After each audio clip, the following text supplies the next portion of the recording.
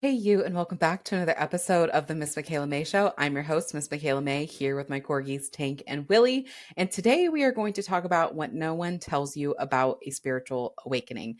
And I wanted to make this episode honestly because I haven't heard anybody talk about the feelings that I feel about a spiritual awakening.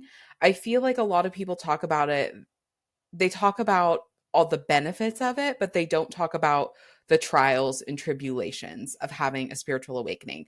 So, what I'm going to do is I always like to start with an objective definition. So, just a definition you would go grab from a search engine of some sort. And then I like to start with and then I like to go into my personal definition. So, this is what kind of a definition you would see online. This is how when I give you my definition, that's how I'm going to define it for the remainder of the episode. It's really important to me that we're clear on terms. And so I want to make that clear. And so let's get into what the objective definition is. If you're on the YouTube video, I've got my handy little notepad. So I'm going to be reading from the notepad. And so the definition I pulled from the search engine is a profound and transformative process of gaining higher consciousness, shifting one's worldview, and seeing and developing a deeper sense of self. For me, seeing the world in a way that you've never seen it before, becoming aware that there is more than just us and the earth, that there is something bigger than us. There is something out there that we can't see necessarily with our physical eyes. And the big thing for me is I think of the part and this is my film nerd and story nerd and writer nerd coming in, is I think of the part in the hero's journey where the hero crosses the threshold. They've exited their old world and they've entered into their new world, and you hit the point of no return, because once we see something, once we know something, we can't unsee it. And so part of my journey is I was super intuitive as a kid, and then, like most people who are super intuitive, block it out, get numb because of trauma and the world and other things, because our world is not designed for people to be naturally tapped into their intuition. And so numbed it out, went on a healing journey and was like, I'm going to heal my shit one way or another. And what I learned through that process is our trauma is the callus between us and our intuition and us and God. And when you remove that trauma, you remove that callus, all that's left is you and God, or you and your intuition, however you want to look at that situation. So when I went and did it, it was a side effect of me healing. It wasn't, and this is again why it is important for me to make this episode today, is because there's so many people out there seeking to develop their intuition, and it's becoming another form of escapism, because what we want to start with is actually addressing our trauma first. And I think it's really beautiful that people want to develop these gifts. And I'm not someone who, again, sought out to develop an intuition or an intuitive part of me. It just happened as a side effect. And so when it did happen and all of a sudden I can talk to dead people, I freaked out. It was weird. I didn't like it. I still think it's kind of weird sometimes. And again, that's why it was important for me to make this episode today, in case there's anyone else out there that's like, I know this is my path and I know I have to embrace it. I know, just like in the hero's journey, I've crossed the threshold. I've entered the point of no return. I can't go back, because now I know what I know and I can't unknow what I know.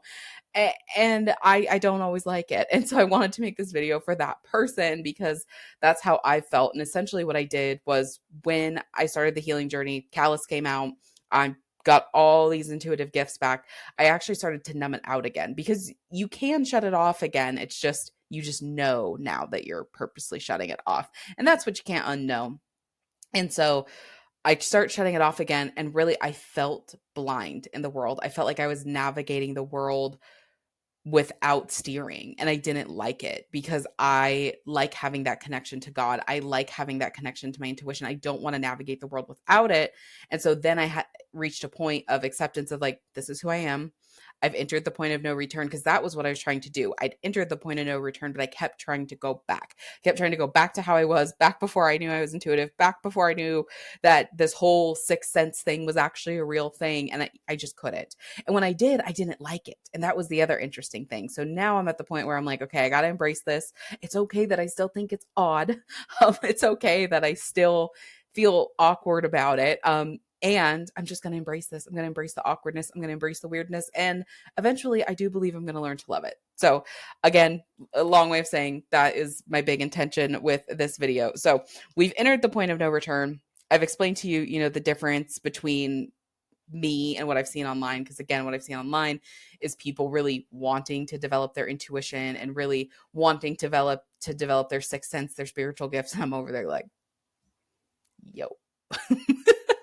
Here's what they don't tell you. So let's get into what they don't tell you, which is one of my biggest misconceptions is when I went through this journey and landed where I landed, for lack of a better term, I thought I would have all the answers. I thought I'd reach a point, which it's interesting because with having a very direct line to source, which again, we all have access to, you just have to remove that callus. But with having that callus removed, being able to tap into it pretty easily and quickly, I thought I would have all the answers and I don't. And that's the biggest thing that I don't think people tell you about having a spiritual awakening is we're still human. And this is why addressing the trauma is so important, because we don't want spirituality to turn into another form of escapism from our own trauma. And that's where I feel like I've had a different journey than a lot of people I've seen online, or even people I've taken classes from online, is I did the trauma work first. And again, it was just a side effect. And even then, even though I have done not all my trauma work, but a lot of my trauma work, I still doubt myself. I was sitting with it today, and this is actually a trauma block I'm going to go work through after I get off this recording, is I still feel like I have a big bowl of doubt in my stomach. And there is still things that I'm doubting. And so even though I can channel like, oh, this is what I need to do, this is the next move, I still got to deal with the human. And I think there's this assumption that when our spiritual gifts come back on, we don't have to deal with the human anymore. But actually, our priority is to be human and then to be a spiritual being having a human experience. But again, that is forgotten a lot, is spiritual being having a human experience. Spirit came into earth to experience being a human. And I will always say being a human trumps over being spiritual. It's better to be grounded here on earth with your spiritual gifts off than it is to be very, very spiritual and not grounded here on earth at all. Do I think different people are on different soul paths, and that there's people that maybe aren't here to be as human and they are supposed to be like very different and mystical? I do. Again, the point that I want to drive home here is all your spiritual gifts can be back on tomorrow, and you're still going to have to face the human stuff. It's not a bypass, or the term coming to me is like a get rich quick scheme of you don't got to deal with all the human stuff. You do. So that's the biggest thing I think people are missing and not saying about having a spiritual awakening, is you still have to deal with the human stuff. The second thing is, I'm trying to think of what I wish I would have known, because actually my second point, I tied into my first point as well, but I'm trying to wish what I would have known. But I really actually do think it just comes down to those 2 points. You don't know everything. We don't know everything. And we still have to address the human part of having, even after the spiritual awakening, we still have to deal with being human. And so those are really the biggest things that I feel like no one tells people about having a spiritual awakening. It's not as easy as I think it's made out to be. And I found the word I'm looking for. It's very romanticized.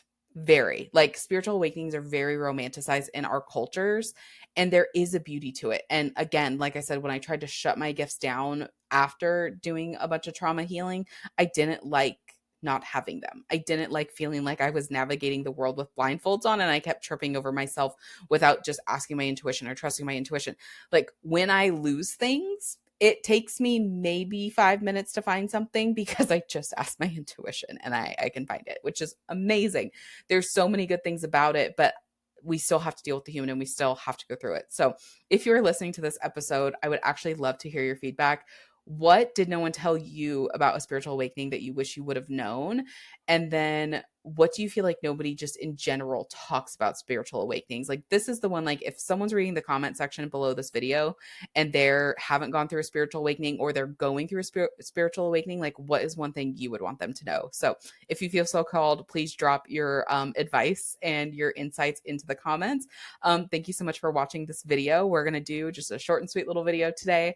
I'm your host, Miss Michaela Mae, here with my corgis Tank and Willie. If you feel so called, I would absolutely love if you could leave me a review on the podcast, letting me know what you loved about it. And if you're on YouTube, please subscribe so you can watch every week. We're on weekly schedules now when a new video drops. Thank you for being here, and the boys and I will talk to you soon.